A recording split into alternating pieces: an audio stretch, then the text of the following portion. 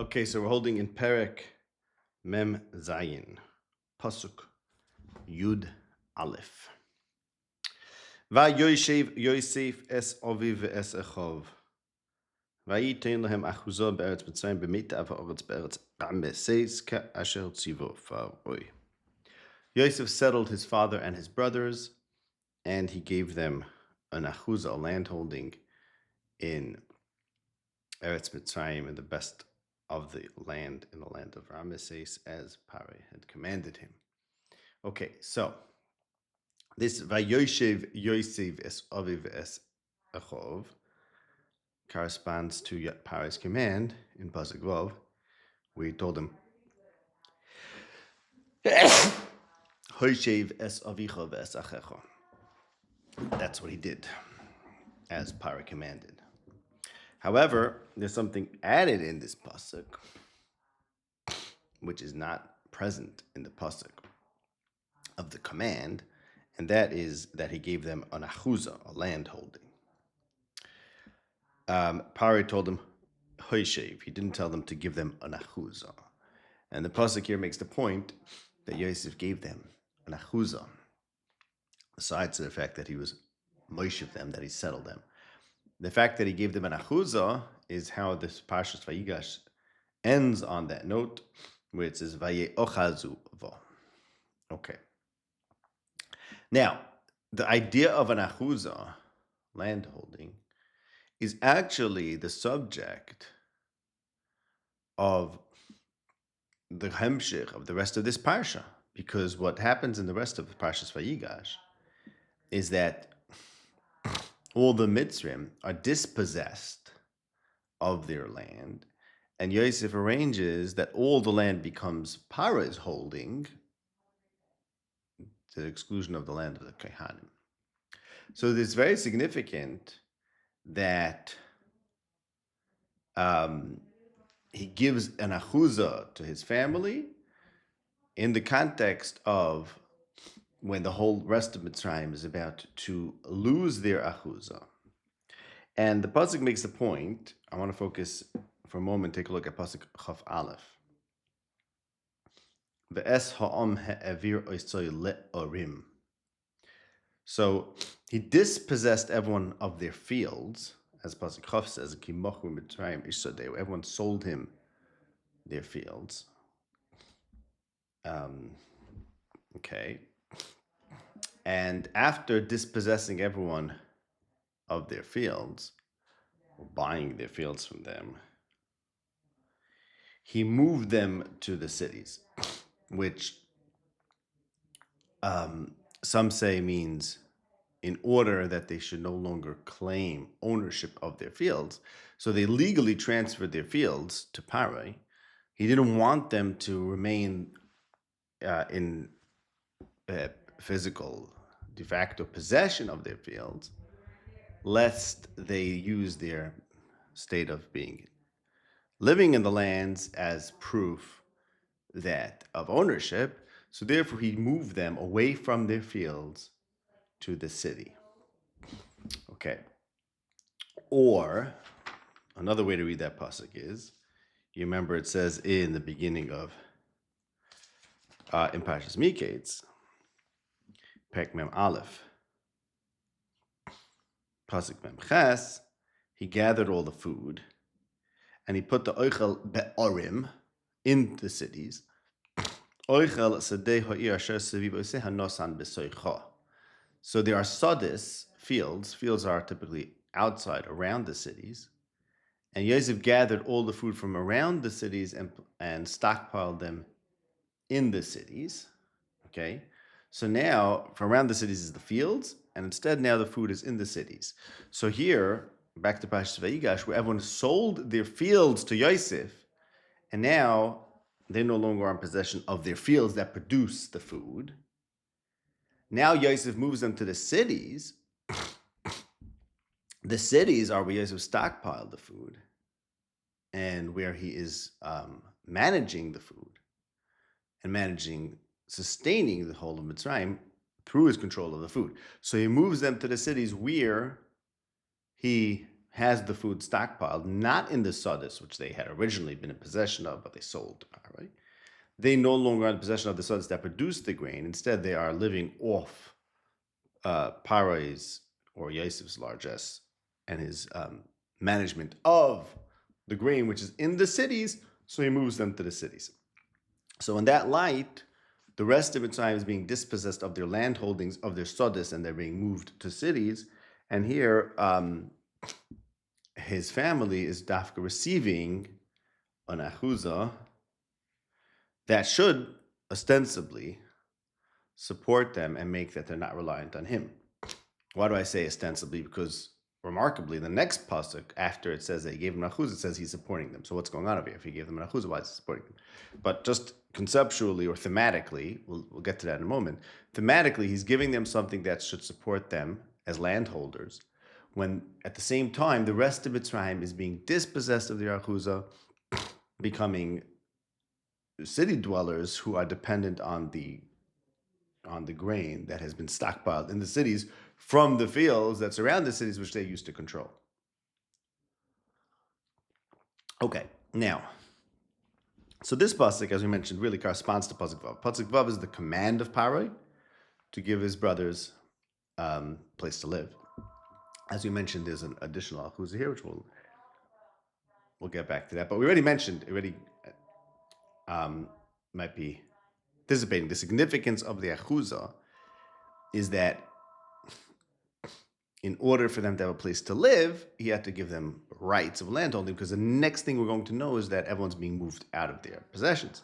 So it's not just enough to settle them, you have to give them a chuzah because everyone else is losing it. That's what I was getting to. But okay, we'll get back to that. I'll go in Pasuk Yud Aleph that describes the execution of Parai's command to Yosef to give his family land, corresponds to Pasuk Vav, which is where Parai issued those commands. And notably, in Pasuk Vav, it says Eretz 3 times. Eretz Mitzrayim lefanechahi. B'meitav ha'aretz. Yeshvu be'eretz Goshen. And similarly in Pasuk Yud Aleph, it says he gave them Achuzah be'eretz Mitzrayim b'meitav ha'aretz. But here, and then again be'eretz, but it switches be'eretz Mitzrayim to Eretz Ramses. Okay, so I'm just pointing out 2 things. First of all, that there's a focus on the Aretz here, which is no surprise. Simply, this is about them getting part of the Aretz. But we'll see, it gets a little deeper, I think. And there's a parallel, so the Aretz is repeated, and there's a parallel structure of it being repeated the same number of times in each pasuk. But there's also a difference, and this is the second difference between this pasuk and pasuk Vav. Besides the fact that here it says Achuzah and there it doesn't say Achuzah, in pasuk Vav he spoke merely about Eretz Goshen. Here it says something about giving them something in Eretz Ramses.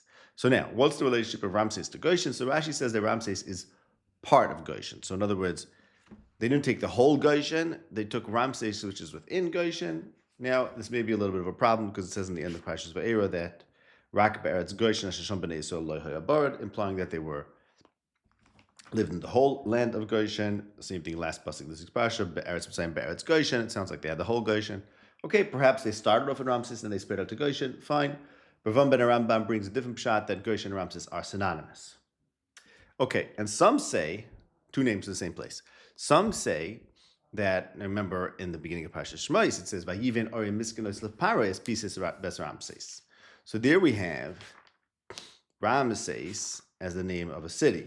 So now, assuming that those are the same thing, that Ramses in the beginning of Parshas Shmos is the same as the Ramses here. Now, there's different nikud. In the beginning of Parshas Shmos, it's Ramses, and here it's Ramesses with a shvan to the ayin. The Ben Ezra says it's 2 different things. Okay, but assuming it's the same thing, why would there be a different nikud?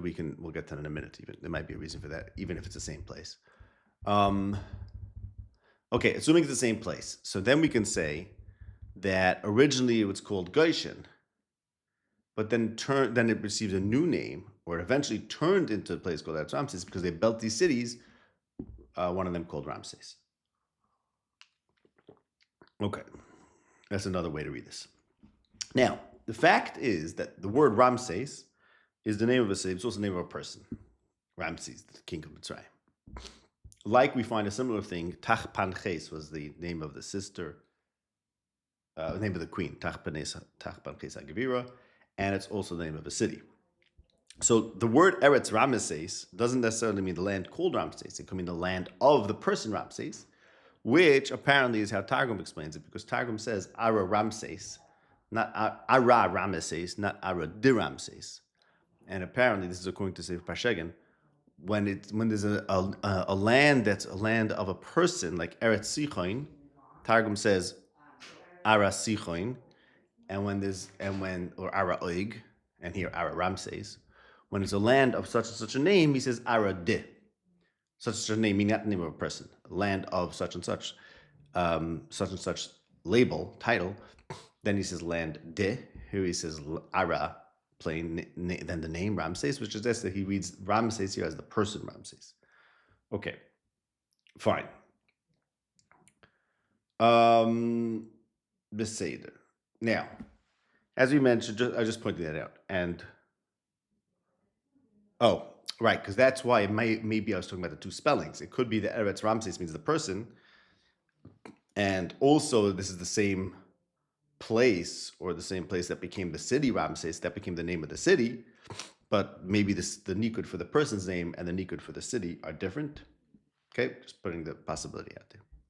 Fine, but maybe it's really the same exact place, and then the city was called Ramesses because the Eretz was the land of this fellow, this king by the name of Ramses.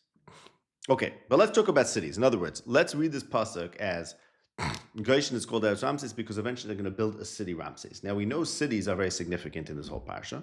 As we mentioned, we have later in this parsha that everyone is being moved to cities, and that being moved to cities where the food was stockpiled, like we had in the beginning of Parshas Miketz, the oichel was in the Orim. So the fact that the food is stockpiled in the cities and the people who were originally in possession of lands, of farms, became forcibly moved to the cities is very significant. And here too we have, possibly, if we're reading that the land of Goshen, where he settled them, eventually became Ramses because they built a city. Now, so we have something about a city. Now, Ari Miskanois is very significant. We have in the beginning of Parshas Shmos, Ari Miskanois. Ari Miskanois means cities of stockpiling. Stockpiling what? So there's one other place in Tanakh where we have Ari Miskanois. It's in Divrei Yomim Beis, Perek Lamed Beis, about Chizkiyahu. It says he made Miskanois l'svuas dogon tirosh v'yitzor. So miskanois means storehouses, at least in Divrei Yomim, for grain. So then putting together the Orei miskanois that Bnei Yisrael had to build for Parai, with the oichel be'orim in Parshas Miketz, that the cities became the places where the food was stored, and the people were moved to cities away from Sodis. So now we have something very interesting, a very interesting tension, because that's where the food was. We have a very interesting tension about Bnei Yisrael. On the one hand, they're giving an Achuzah. On the other hand, ironically, those Achuzah means they're landholders and they're not going to live in a city. Ironically, their Achuzah eventually becomes the very place of another Orei Miskanois, a city where the food is stockpiled. And the city where the food is stockpiled represents the control that Pari has over the populace, who are no longer misachzim, no longer have an Achuzah, but instead are dependent on the cities where there's food. Okay, so keep that in mind. And keep that in mind as we'll further explore what I think maybe is going on in this pasuk. Okay. So the city is a place of food. The strength of the city, the fact that the city is a place of strength, is symbolized by the fact that the city is where the food is. And of course, that's what we care about here is the food and the survival from the hunger, and the control that Yosef is going to obtain over Mitzrayim through controlling the food, which is concentrated in the cities. Okay? They're moved around to the cities. In Amos Perek Dalet, we don't have to look this up, but in Amos Perek Dalet, it talks about V'no'u. You know, I do want to look it up because this so I get the Lashon right. It talks about people being no from one city to the next.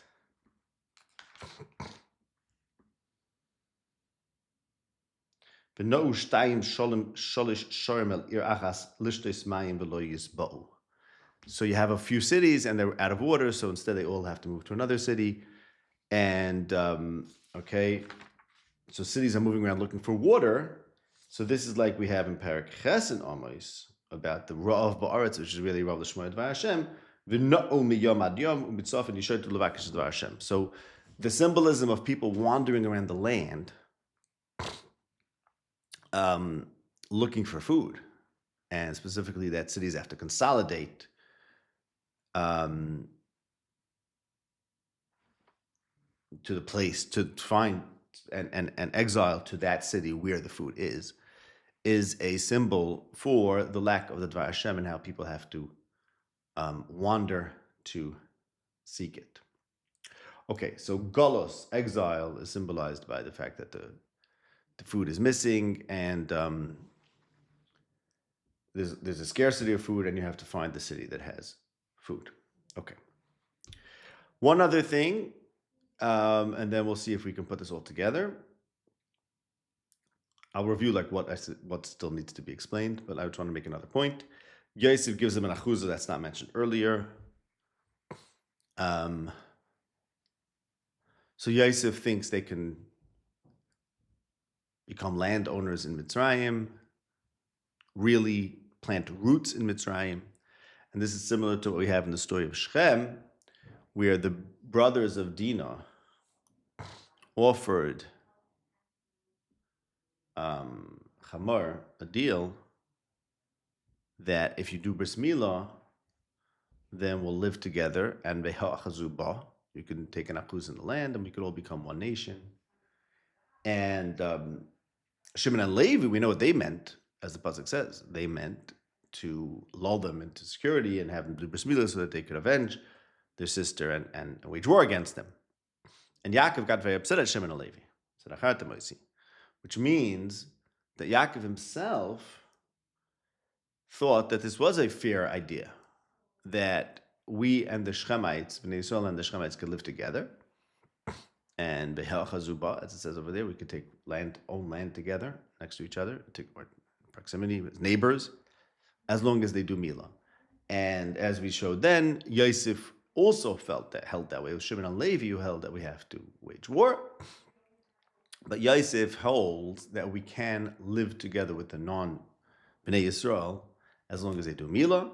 Similarly, in this context, Yosef is the one who promotes a kind of living in Mitzrayim that they didn't even ask for, and that Pare maybe didn't even tell him to do. Pare told him to sell them, and he says, no, we're actually not doing more than settling, we're actually owning land here. Yosef is of the opinion that we can live together with the non-Bnei Yisrael, provided they do milah. Famously, Chazal say, Pare said, whatever Yosef says that you have to do, he told him to do bris milah. So Yosef's shita is, as long as they do bris milah, we can be together, and here he's promoting that. Okay. Now another point, let's look at Pasuk Yud Aleph. We mentioned this before. In Pasuk Yud, it says he gave them an Achuzah, and then in Pasuk Yud Aleph, a landholding, Meitav Haaretz, and then Pasuk Yud Aleph, it says he's supporting them. So this is as he promised them, I'll support you. But there's an irony here, because he just gave them an Achuzah. And Rabbi Avram ben Rambam says in the name of Shum Bechafni, okay, he gave them an Achuzah, but Lamais was hungry years, so therefore he had to support them. That's fine, but nonetheless, I think that's fine in Pshat, but nonetheless there's an irony that the pasuk, after describing him giving them such wonderful lands, then it says, and they're living on his dime. So there's an irony over there that he gives them great land, but then he's supporting them. And there's a further irony that, okay, this pasuk that talks about how he's supporting them and giving them lechem, right away the next pasuk says, "V'lechem ein b'chol haaretz ki chovid harav ma'od v'tela eretz Mitzrayim v'eretz Canaan mipnei harav." So there's something interesting going on over here, that this one pasuk talks about giving them such a wonderful land holding in the best part of the land. The next pasuk says, and then he's supporting them and he's giving them lechem according to the needs of the tough, whatever that means. Still not clear about that. And then the next pasuk says, "V'lechem ein b'chol haaretz." There's no lechem. So what's going on? Okay, so I want to be masber everything over here according to a parasha and Mishnah, which we'll see soon. But I want to now review the problems that I think need to be explained, and then just review all the problems that we touched on, and then we'll suggest a resolution. Okay, the problems are like this. The first problem is that Pare never said to give an Achuzah, and Yosef gave an Achuzah. And it says he did kasher with Pare. The other problem is that why does it switch from Goshen to Ramses? Okay, those were, I think, the two problems. Right, those are the two problems. Oh, and the third problem was talking about giving them good land, and then all of a sudden they're being supported. What's going on with that? Okay, so I want to explain this very simply. Here's how it goes. And this first part we mentioned before. Yes, Pare said to settle them there, but the next thing we're going to find out is that everyone is forcibly uprooted from their lands. So if you wouldn't give them an Achuzah, then Pare's command to settle them would have been abruptly, swiftly undone. Because, okay, he would have put them in the land of Goshen, but the next thing you know, everyone is being moved from one place to another because everyone's giving up their possessions.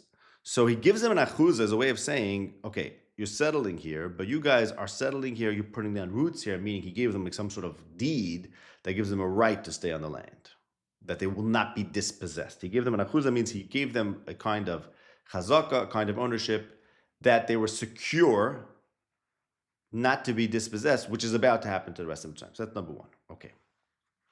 Now, but then the pasuk switches to Ramses instead of Goshen, which we said is alluding to the fact that eventually their Achuzah is also going to become a city with food in it, like those cities with food in it that everyone else was started to become centered around, because Yosef said, okay, you'll have to go to the cities, that's where the food is. So to Bnei Yisrael, who were set up to be these landholders, independent landholders, who wouldn't need to rely on the coffers of Mitzrayim because they have their own sustenance, theoretically. Ultimately, they're going to turn, their very Achuzah is going to turn into a place that's centered on a same kind of city, which is storing the food. So what's the message over here? What's the point over here? That the very thing that Yosef is about to do to Mitzrayim, which is to say exile them, as we mentioned in Pasuk in Amos, going to the cities is indicative of exile. I mean, it's physical exile, but it's also the exile of Dvar Hashem. That very same thing is going to happen to his brothers. They are also going to become impoverished. They're going to suffer. They're not going to have their own Achuzah. And they're also going to be exiled. Okay? So the point of the pasuk switching, so on the one hand, he gives them an Achuzah because he's trying to say, look, you guys are not going to move. On the other hand, that Achuzah is Eretz Ramses, which we know is, oh, that's the city that they're going to build, which is Lafarai. So that tells us that this Achuzah that Yosef is trying to secure for them is going to eventually not going to work out. In fact, the same thing that's happening to Mitzrayim in the end of the parasha, which is that they're becoming really Paris avodim, right? Avodim lefarai. So that's foreshadowing that Yosef is introducing this kind of brutal governance where no one has land and everyone is a slave. He's trying to keep his brothers out of that, but eventually his brothers will become slaves and will be dispossessed of their land. I will say, and their land will become another city, Sapphira will become Ramses, which, as we mentioned, is maybe even the name of Paris. So it's like saying, look, this is not your land, it's his land. Okay? Yeah, I just realized that. That's like, just even right there, there's a crazy irony. It's like saying he gave them a land holding in the land of Ruvain. Well, whose land is it, right? If Ramses is the name of a person, like Targum says, so he gave them a land holding in the land of Ramses. Well, is it the land of Yaakov or is it the land of Ramses? It can't be both. So Yosef is trying to make it the land of Yaakov, Ubanov. And by calling it the land of Ramses, the person, like Targum, it's subtly undermining that and saying, no, it's Paris. Just like the rest of Mitzrayim is about to become Paris. So Yosef is trying to push back on that and say, no, this land is going to be my brother's Achuzah, but it's not going to work. They're also going to eventually become Avodim Leparai, and they're going to lose their land holdings. And not only that, their land holdings don't even help them immediately, as we'll soon see. Yosef has to support them. Okay, so that's why, as I mentioned before, that says Eretz 3 times in this pasuk, is Eretz 3 times in the pasuk, because this is not just a random detail. This is about what is this Eretz for Bnei Yisrael. Is it going to be their land, or is it going to be a land that's not theirs, and they're exiled? Eretz, the pasuk. Okay, so now let's go to the next point. The third point, right? There were 3 points that we said really need to be addressed, 3 problems. He gave them an achuzah, why is it switched to Ramses, and that he gave them an achuzah and then he's supporting them, which suggests that the achuzah can't work. And the next pasuk is V'lechem ein. So the pshat is, as is very clear, on the one hand, he's trying to give them achuzah, which should mean that he shouldn't support them, but that doesn't work. The pasuk is pointing out. In other words, you have to understand what I'm saying is in pshat, maybe you could say, okay, it was still the hunger. Of course, we have that question: was it the hunger over? Not over yet. Whatever. This is a retro going back. The whole problem with that. I'm not going into that now. But you could say, okay, he gave them achuz, but no, that's the hunger. But the juxtaposition of the pasuk. So on the one hand, it says he gives them achuz. The next pasuk it says he's supporting them. So the pasuk is trying to tell us, look, this achuz is all very nice in theory, but it's not. There's a problem here. And it's pointing out that there's a problem with this achuzah by saying they have an achuzah and then saying they're supported. That tells you, like, hey, wait a second, what happened to their achuzah? Oh, maybe they shouldn't really have an achuzah. And then v'lechem ein, there's no bread. And what's this no bread? Because there's a we can say abusive, but he's taking advantage, of course, of Mitzrayim over here, of the rest of Mitzrayim, at the same time that he's giving land to his brothers. So that's the pasuk is making this point, this stark point. There's no bread in the whole land, and he's giving his brothers bread. He just gave them an achuzah, and now the next thing we know is everyone's going to become avon l'para and lose their land. So that's very interesting. Is this the right thing to do? Is it fair that his brothers should be given land, strangers from another land should come to Mitzrayim, be given land, and be supported, lechem, just on the house of Parai, and meanwhile the rest of Mitzrayim are tela, and they have to give up everything and become paras afadim. Is it fair? And this is the question that the psukim force you to ask by presenting it in such a stark way. He's giving them an achuzah, and he's supporting them, and the rest of Mitzrayim has no bread and is being dispossessed of their achuzah. The psukim force you to say, wait a second, notice what's happening over here. Is this the right thing to do? And well, we're going to look now for the rest of this year. We're going to read psukim in Mishlei. And psukim in Mishlei, the position over there is that not the right thing to do. Deeply problematic. And the pasuk that starts, no, not the pasuk that starts, it's the pasuk that's most explicit about these psukim, maybe most explicit. So we'll start with this one and then I'll give you the context. In Perek Chof Ches, pasuk Gimel. Gever rosh v'oishik dalim, motor soichef ve'ein lochem.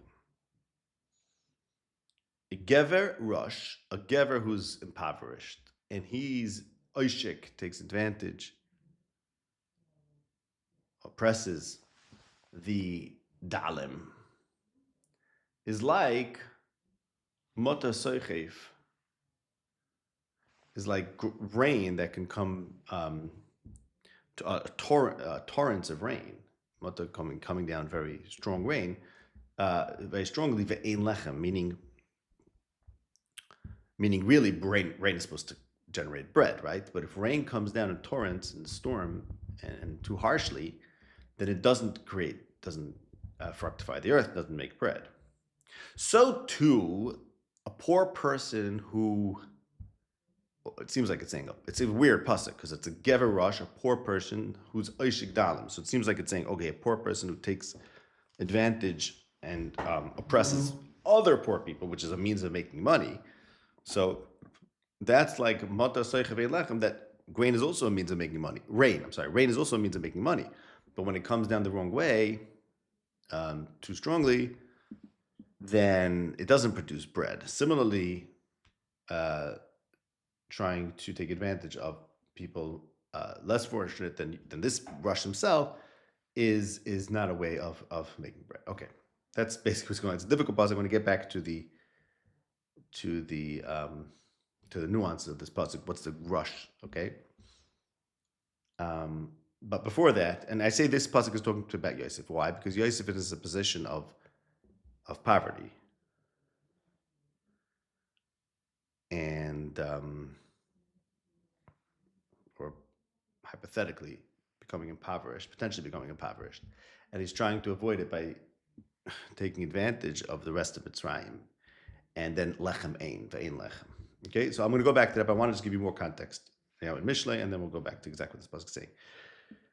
Go back 5 psukim, and it talks about sheep, how to take care of your flocks, and you'll have life for your girls. Okay, these psukim, if you remember, going back way back to Parshas Vayishlach,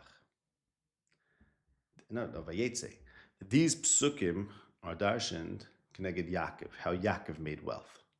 So Yaakov with his sheep, of course, right? Yodoyate the Pnei Tzonecha is about Yar Yaakov's Pnei Lovon, and he put the sheep to Pnei Hatzoin, the Pnei Hatzoin. Okay. Bekitzer, Mishlei is critical, or has what to say, about how Yaakov made his wealth, and about how Yosef made his wealth. And this is the parasha. So first starts talking about how Yaakov made his wealth, and then pasuk Perek Chav Ches begins Nosu ve'ein roidef rasha v'tzadikim kichvir yivtoch, and this is talking about the fact that Yaakov was running away from Esau, which indicates that he's not a tzaddik gomer, because tzaddik kichvir yivtoch. Okay, ein avtoch ad tzadikim olam hazeh, says the Medrash, but here it's tzaddikim kichvir yivtoch. It's a tzaddik gomer, tzaddik she'ena gomer, and vayir Yaakov ma'od, he was afraid shema yigrem achet, he's a tzaddik she'ena gomer, k'moshe nizbar. I wanted to mention something else before I forgot, that just here in Parshas Vigesh, Yosef offered, Pari said, I want Sari Mikneh. Maybe somebody wrote me Sari Mikneh in the beginning of Parshas Shemos, we have Sari Misim. Right? Okay. In the Ori Miskim, context of Miskim. Fine. Now, Perek Chav Ches Pasuk Beis. Now let's read the Psukim inside, and then we'll go back to that Pasuk, the Pasuk Gimel. I want to go in order. Befesha Eretz Rabim Sareha. So, when there's a pesha of the Eretz, there's a lot of Sarim. Remember, we have the Sari Mikneh and the Sari Misim. Okay, so if you have a lot of Sarim in a land, that's a symbol of pesha. If it would be an upright and law-abiding land, there wouldn't be many Sarim. Note that. We'll get to that soon. And we'll get to this Pesha Eretz as well. But if you have a person who's Mavin and Yodea, then the land will be Marich. So this, remember that Pari said to Yosef, so if you want an Adam, if you have the Adam Mavin Yodea, that's the antithesis of the Pesha Eretz Rabim Sorel. Now let's go back to Pasuk Gimel. Gever Rosh V'Oshik Dalim Mota Seiche Ve'ein Lechem.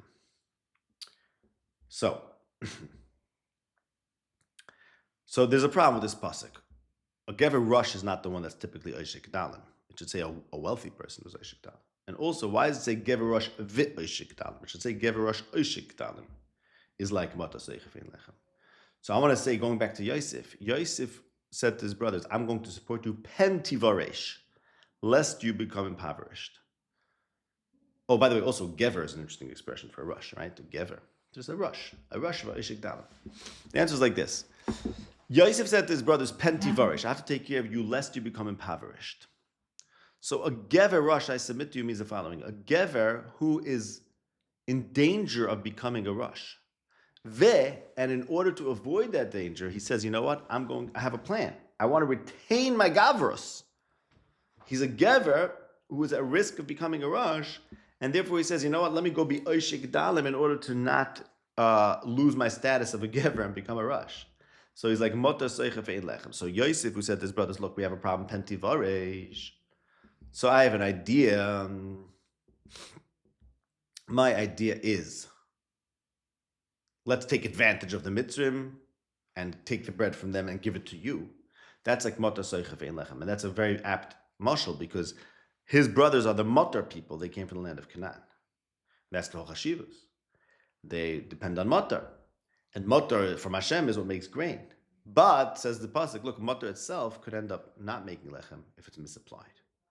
And that's what Yosef did over here. He misapplied the motor by doing what's necessary for his brothers, things that were not appropriate, which is oishik dalim. Okay.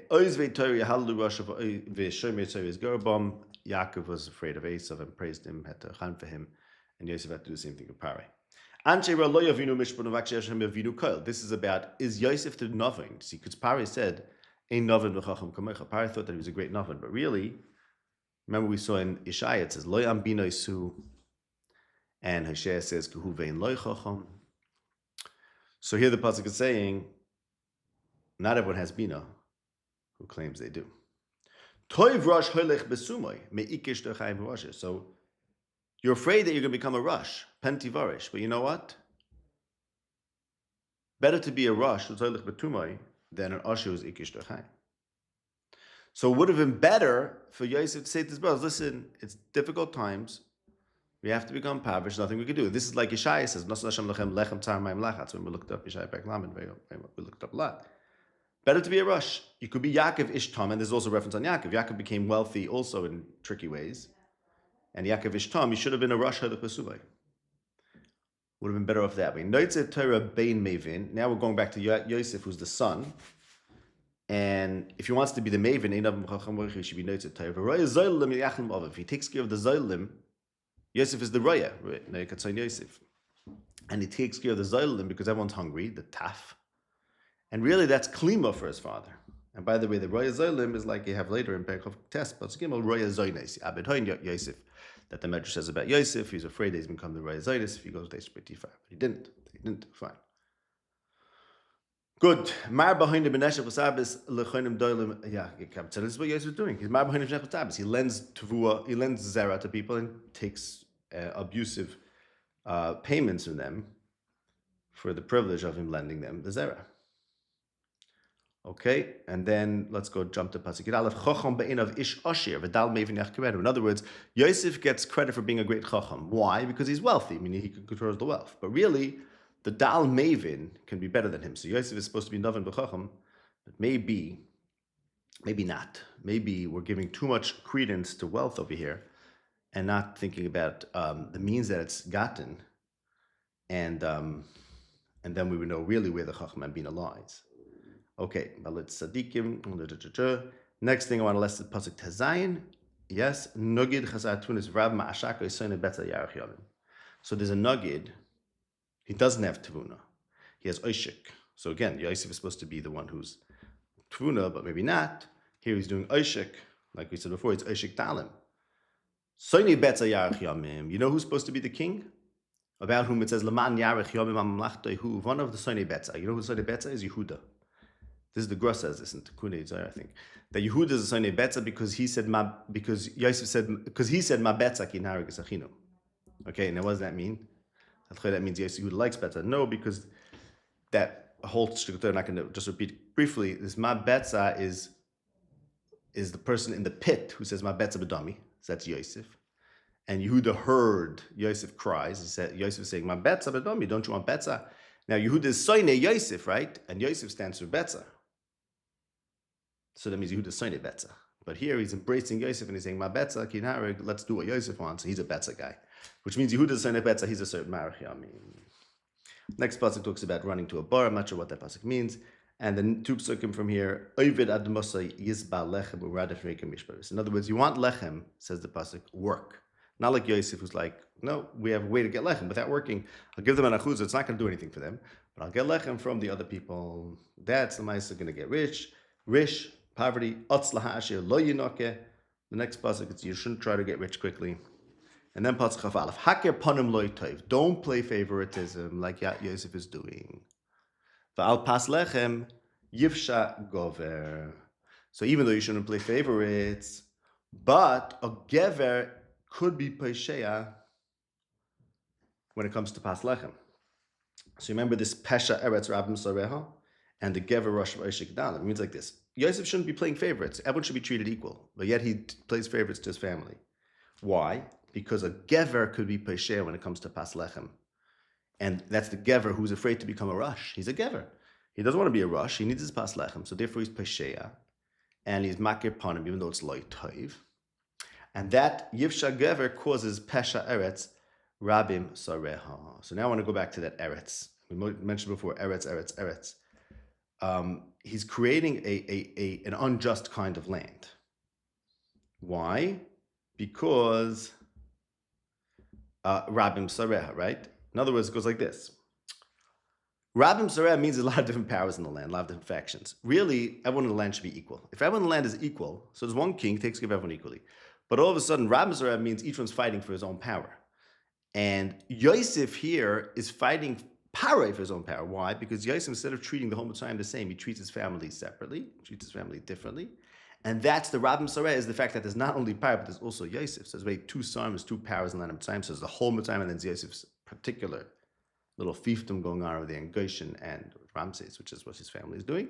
And that's the Apasid Lechem Yifsha Gever. It's that he created a little bit of an Aretz, like a divided Aretz, because he introduced division into Mitzrayim by playing favoritism to his family. And that's where we have this mention of Sarei Miknes, Sarei Misim, which indicates an Aretz that's fractured. And that's all here foreshadowed in what Yosef is doing to his brothers. Okay.